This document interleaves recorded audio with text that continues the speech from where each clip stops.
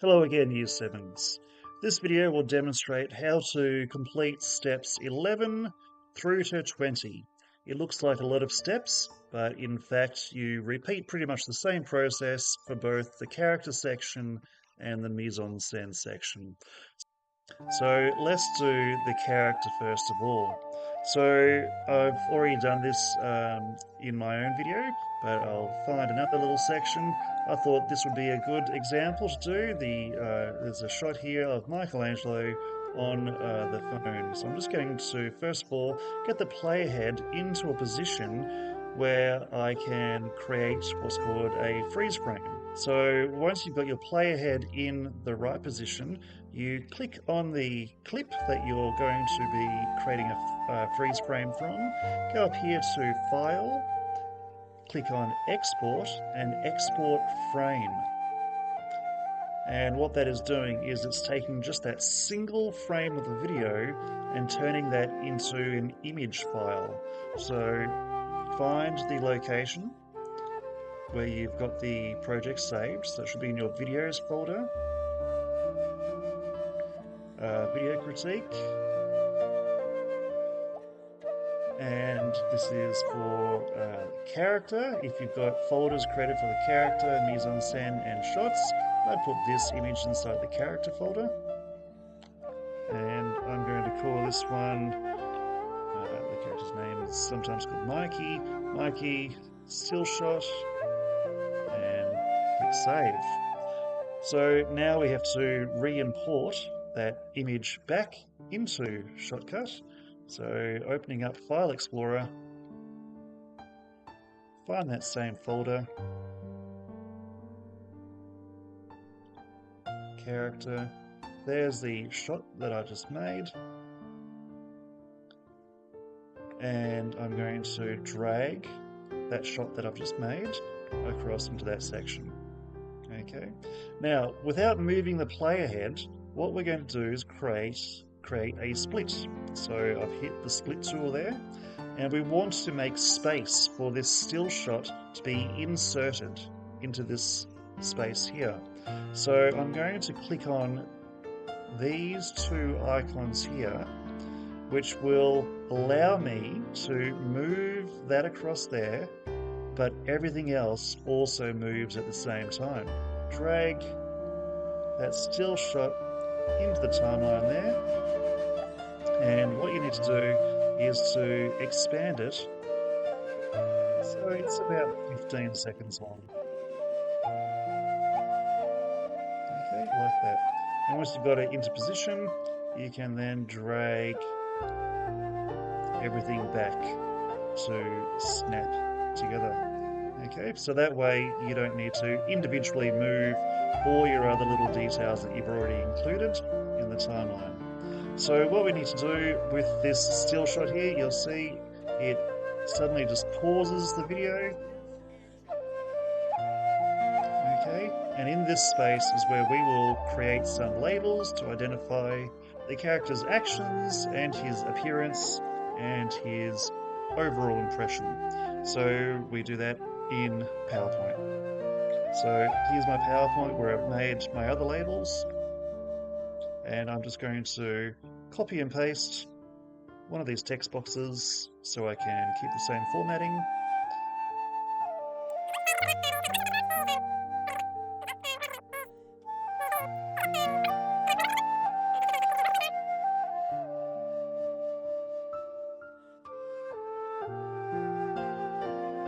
Okay, so now let's get those labels into the video itself.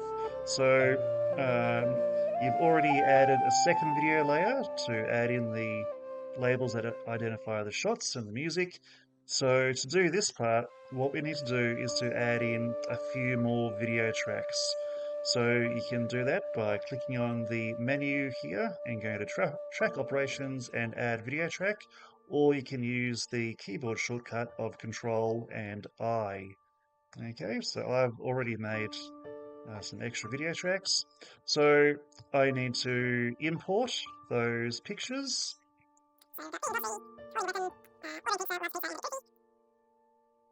Okay, and what we will do is to stack those labels on top of each other in the video tracks above that still shot. So it doesn't really matter which order you do it in. So ordering pizza I might put in there first.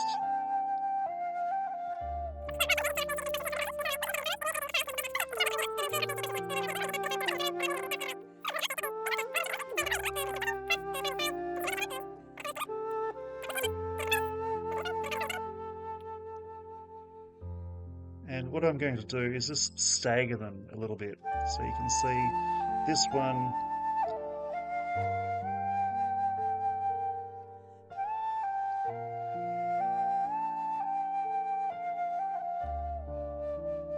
I'm going to have that one starting right at the start. The second one, I'm just going to offset it a little bit so it starts a couple seconds after that one. Okay, and now the last one is the overall impression about the character. I think it's quite clear. He loves pizza and he is a bit goofy as well. So once again, apply the filter to be able to move that.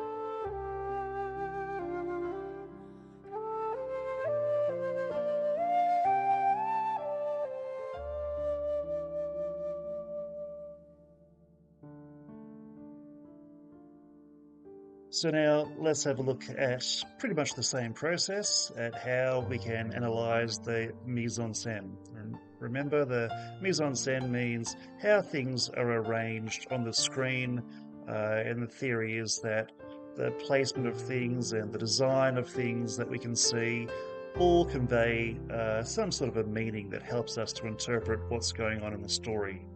So to do this part, I've just inserted a slightly different part of the movie than what I've done for the rest of my video.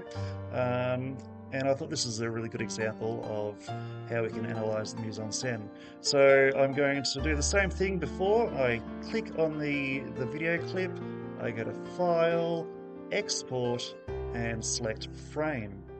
Okay, so I have a folder for all of my files that I'll be using for the mise-en-scene section. So I'm going to put this in here. And I'll just call this one Tunnel Still.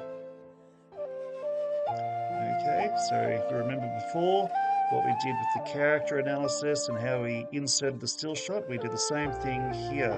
So I click on this split tool. I'm going to go to playlist. There's the tunnel still. And I'm going to put that in there.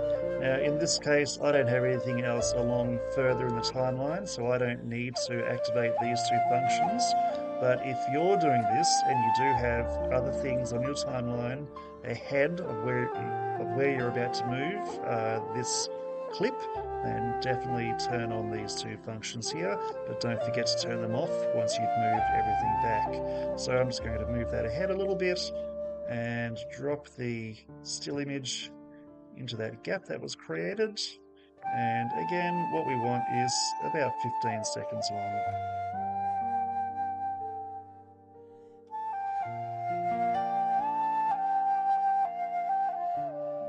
Okay, that's very good. Alright, so now we've got all those video tracks above it where we can place the labels to analyze the mise-en-scene.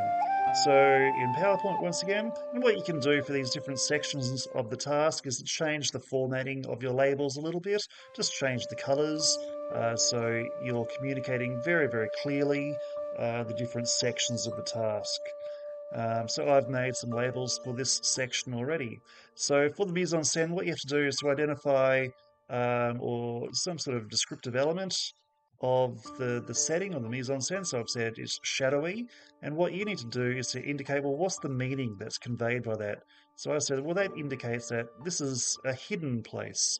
The walls are very grey, and that indicates that it's kind of a boring place to live. I think the Ninja Turtles probably get a little bit frustrated living there out of sight. And it's also a very empty setting.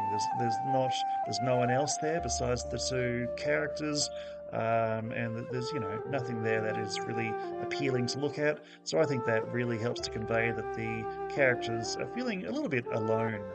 So I've saved these three labels just like we did before by right-clicking on the border and then choosing the option to save as picture. So now I'm going to put those labels into the playlist. And now I can do exactly what we did before with the character. I'm going to stack those labels up above the still and stagger them a little bit so that as I'm reading out my voiceover later on, I can just do one at a time.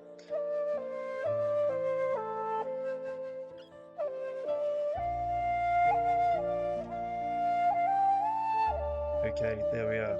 And now what you can do, like I explained before with the labels for the shots, is you can do a little fade in by hovering your cursor just at the front and just pull that little black dot in a little bit, and you can fade it out as well if you'd like to.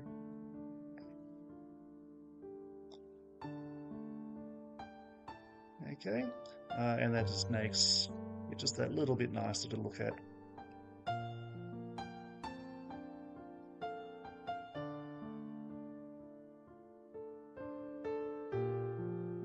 Okay, so that should look like this. Now what I need to do, I nearly forgot, was to apply the size, position and rotate filter to each one to get them out of the way.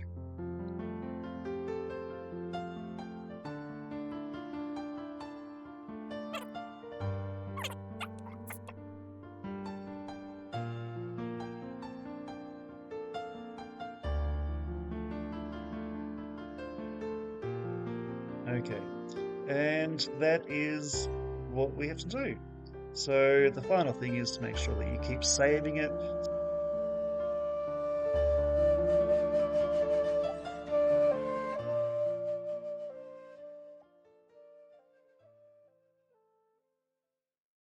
Don't you know how to say please? No, but I do know how to say no! Close enough.